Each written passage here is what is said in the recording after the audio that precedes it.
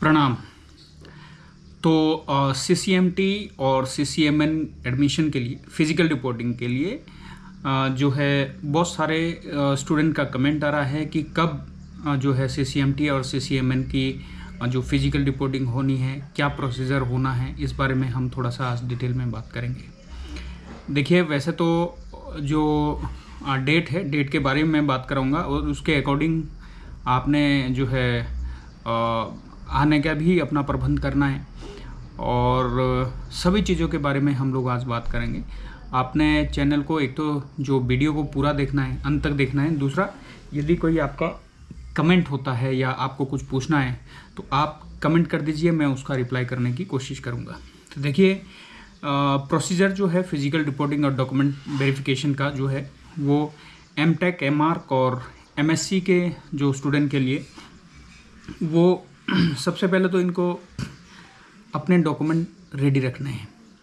क्या क्या डॉक्यूमेंट चाहिए उस बारे में भी हम बात करेंगे। और सेमेस्टर जो आपकी जो फ़ीस है, जो रिमेनिंग फ़ीस है, उसका भी नोटिस आएगा। अभी देखिए, अभी कोई नोटिस नहीं आया है, लेकिन जहाँ तक बोलते हैं ना कि अज्ञात सूत्रों से जो मुझे पता चला है वो इसलिए मैं आपको बता रहा हूँ कि जो आपकी फ़िज़िकल रिपोर्टिंग की डेट है वो सीसीएमएन की जो साइंसेस के स्टूडेंट है उनकी है 10 अगस्त, और जो एमटेक और एमआर्क और बाकी है पीजी जिनको बोलेंगे तो उनकी है 11 अगस्त की फ़िज़िकल रिपोर्टिंग है। तो इस अकॉर्डिंग आपने अपने आने का प्रबंध भी करना है। हालांकि ये जो है एनआईटी हमीरपुर की तरफ से जो है अघोषित अभी डेट्स है, और ये मैं भी वही जो मैंने पहले आपको बताया कि ये अज्ञात सूत्रों से मुझे जब मालूम हुआ है, और नोटिस कल, आधिकारिक नोटिस शायद कल पूरे प्रोसीजर का आपको एनआईटी हमीरपुर की वेबसाइट पे भी मिल जाएगा, लेकिन यही डेट होने वाली है। तो दूसरा, फ़ीस आपको मालूम है, और रिमेनिंग फ़ीस का मैं इसलिए नहीं बता रहा हूँ कि एग्जैक्ट जो भी होगा वो कल नोटिस में आपको दिख जाएगा। उसके बाद भी मैं कोशिश करूँगा कि अगर कोई आपको दिक्कत हो तो मैं वीडियो के माध्यम से एक और वीडियो बनाऊँगा और उसमें आपको डिटेल में बता दूँगा। तो जो मोटा चीज़ें हैं वो मुझे आपको बतानी है कि सबसे पहले तो आपको जो है आपका जो रजिस्ट्रेशन फॉर्म होगा वो उसी में ही जो आपका एकेडमिक ब्रांच से नोटिस अपलोड होगा उसमें एक रजिस्ट्रेशन का फॉर्म होना, वो आपको भरना पड़ेगा। तो एक पासपोर्ट साइज़ फ़ोटो आपने लाने हैं। एक बात बहुत क्लियर समझ लो कि जितने डॉक्यूमेंट आपके हो सकते हैं वो आपने घर से करके लाने हैं, उसकी 2-2 कॉपियाँ। यहाँ बहुत दिक्कत होती है कि एक कॉपी के लिए भी आपको भागना पड़ता है। इसलिए ये मैं पहले आपको अभी बता देना चाहता हूँ कि जो भी आपका डॉक्यूमेंट है जो मैं बताऊँगा, या आपको फ़िज़िकल रिपोर्टिंग के जो नोटिस कल आएगा उसमें जो आपको मिलेंगे, तो आपने एग्जैक्ट वही जो है घर से बना के लानी है। तो सबसे पहले तो पासपोर्ट साइज़ फ़ोटो आपको चाहिए, फिर गवर्नमेंट आईडी प्रूफ चाहिए जैसे आधार, तो उसकी भी 2 कॉपी आपको लानी है। हर डॉक्यूमेंट की 2-2 कॉपी आपने लानी है।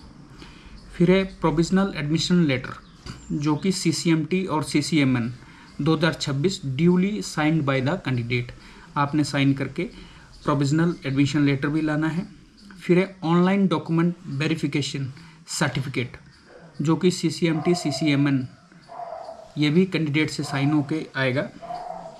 फिर है print copy of registration form and locked choice for CCMT और सीसीएमएन, ये भी कैंडिडेट ने साइन, ये फॉर्म आपको उसी में से ही मिल जाएगा। फिर है वैलिड गेट स्कोर कार्ड, जो भी आपका रहेगा, जोन से ईयर का भी होगा या जैम स्कोर कार्ड होगा 2026 का। फिर है मार्कशीट क्लास 10th, ये डेट ऑफ बर्थ के लिए चाहिए, और सारे डॉक्यूमेंट ये मैं बता दूं कि ये ओरिजिनल फॉर्म में भी आपके पास होने चाहिए। फिर है +2 की मार्कशीट, फिर है grade marksheet of qualifying degree all semester, फिर है डिग्री और प्रोविजनल डिग्री सर्टिफिकेट, फिर है कंडक्ट या करेक्टर सर्टिफिकेट जिसको बोलते हैं, ये होगा head of the institute last attended, जहां आपने लास्ट आपका इंस्टीट्यूट था वहां से आपने करेक्टर सर्टिफिकेट भी लाना है। माइग्रेशन या ट्रांसफ़र सर्टिफिकेट बोलते हैं, ये भी आपको लाना है। फिर है वैलिड कैटेगरी सर्टिफिकेट, जैसे EWS, OBC, NCL, SC ST के हैं, ऑन CCMT और CCMN फॉर्मेट पे ये आपको इसी में ही जो कल नोटिस या कल या परसों जब भी नोटिस डलेगा उसमें ये फॉर्मेट दिया होगा, उसके हिसाब से आपने लाना है। और जो भी सर्टिफिकेट है, ये मैं बार बार बोलता हूँ कि सर्टिफिकेट आपके अप्रैल 2026 के बाद के बने होने चाहिए।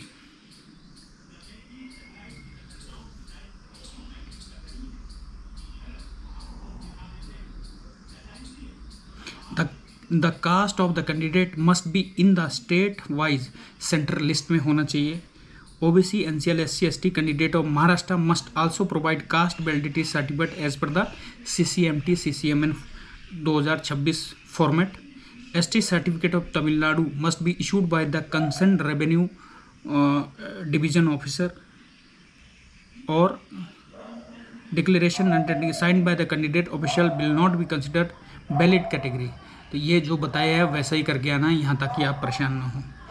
Declaration by the EWS OBC NCL candidate as per CCMT CCMN format.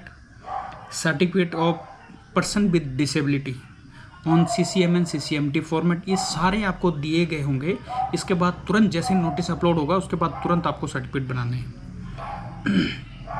और 10 रुपये के स्टाम्प पेपर पे आपको एफिडेविट एक लाना है करेक्टनेस ऑफ इन्फॉर्मेशन की, जो भी आप इन्फॉर्मेशन दे रहे हैं ये बिल्कुल सही है। इसका भी फॉर्मेट आपको नोटिस में ही होगा। फिर है 10 रुपये के स्टाम्प पेपर में आपको रीज़न फॉर स्टडी गैप का भी आपको एक जो है ये बना के लाना है। ये सारी चीज़ें जो कर सकते हैं ये तुरंत आपको कर देनी चाहिए। Undertaking by the student parents, anti ragging की साइट पे जाना है और वहाँ एंटी रैगिंग की साइट पे खुद को और पेरेंट्स का एक वो निकलता है सर्टिफिकेट निकलेगा, उसको प्रिंट करके आपको लाना है। फिर course registration form as per allotted branch और डिपार्टमेंट। फिर receipt of institute semester fee and SAF PAF SR NCR जो भी फीस आपने दी है उसका प्रिंट चाहिए। फिर है सबसे इम्पोर्टेंट है कि medical fitness certificate from medical officer और गवर्नमेंट हॉस्पिटल, ये मेडिकल फिटनेस फॉर्म चाहिए। तो ये सारी चीज़ें हैं।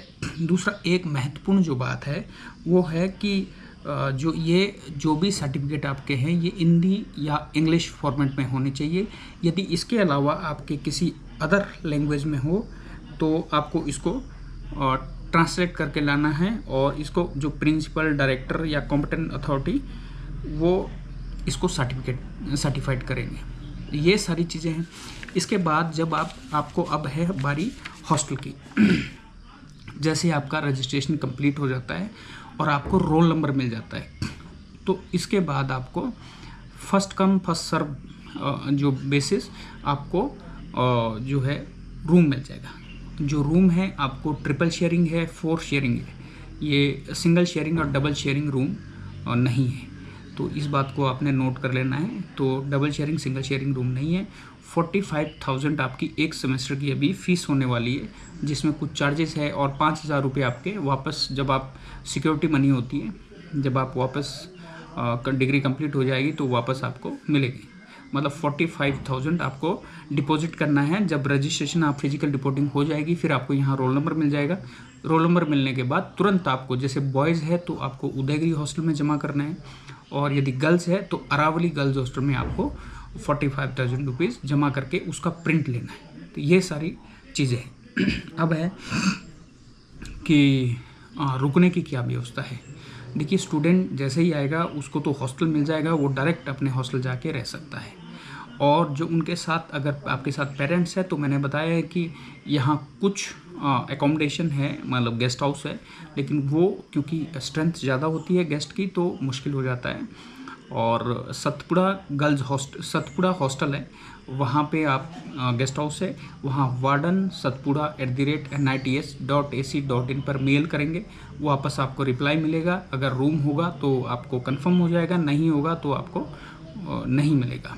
तो ये आपने इन हॉस्टल में करना है। बाकी डिस्क्रिप्शन पे भी मैं इनके ईमेल आईडी दे के रखूँगा, तो बाकी आसपास में होटल है, सरकारी गेस्ट हाउस है, पीडब्ल्यूडी रेस्ट हाउस है और जल शक्ति विभाग का रेस्ट हाउस है, इलेक्ट्रिसिटी का रेस्ट हाउस है। उनको भी आपको कहाँ से बुक करना है इस बारे में भी मैं उनके लिंक आपको डिस्क्रिप्शन पे डाल दूंगा। आपने वहाँ से यूज़ करना है जैसे आपको अकॉर्डिंगली आप यहाँ पे पहुँचो। दूसरा, जब भी आओगे कंप्लीट होके आना है, क्योंकि वापस जाने का आपको समय नहीं मिलेगा। आपने सीधा डायरेक्ट उसके बाद आपकी क्लासेस शुरू है, तो आप जैसे ही आएंगे उसके बाद तुरंत क्लासेस है। दूसरा, बिस्तर, गद्दे, ये सब कुछ NIT के अंदर शॉप्स है, वहाँ मिल जाता है। और बाल्टी वगैरह ऐसा कुछ करके जो आप घर से लाना चाहते हो घर से लाइए, जो यहाँ लेंगे उनको वहाँ से आप यहीं से परचेज़ कर सकते हैं। तो ये सारी चीज़ें, फिर भी यदि कुछ छूट गया होगा, ऐसे स्किप हो गया होगा दिमाग से मेरे, तो आप कमेंट करिए, मैं आपको रिप्लाई करूँगा। सब्सक्राइब ज़रूर करना है। अपने आसपास के आपके गांव के ग्रुप है या कोई आपके एरिया के ग्रुप है उसमें ज़रूर डालना है, ताकि जो नहीं अभी तक जिसको मेरी वीडियो का पता चला है वो भी देख लें और उनका बच्चा यदि NIT हमीरपुर आना चाहता है तो उसको भी सुविधा हो। Thank you so much.